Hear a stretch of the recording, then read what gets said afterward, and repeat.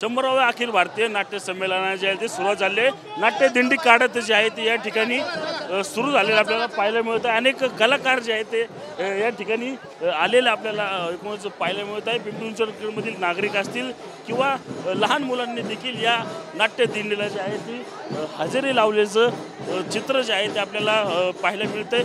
आपण पाहिलं तर आज उपमुख्यमंत्री अजित पवार असतील किंवा शरद पवार असतील यांच्या हस्ते जे आहे ते या नाट्य संमेलनाचं म्हणजे पिंपरी चिंचवडमधील नाट्य संमेलनाचं जे आहे ते उद्घाटन होणार आहे। काही वेळानंतर या नाट्य संमेलनाला जे आहे ती खऱ्या अर्थाने सुरुवात होणार आहे। त्यासाठी अनेक दिग्गज कलाकारांनी जे आहे ते पिंपरी चिंचवडमध्ये हजेरी लावलेली आपल्याला पाहायला मिळतं।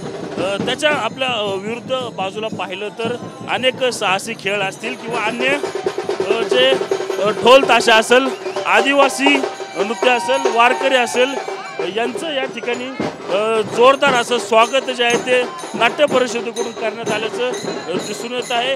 विविध वेशभूषा साकारलेले लहान मुलं असतील किंवा जे नागरिक आहेत ते आकर्षणाचं केंद्रबिंदू जे आहे ते आपल्याला या ठिकाणी आलेलं पाहायला मिळतं। आपण पाहू शकतो की याच नाट्य संमेलनात एक अनोखा असा कोंबडा देखील दाखल झालेला आपल्याला हे चित्र जे आहे ते आपल्याला पाहायला मिळत आहे। कॅमेरामन तुषार सह रणजित जाधव, TV9 मराठी, पिंपरी चिंचवड।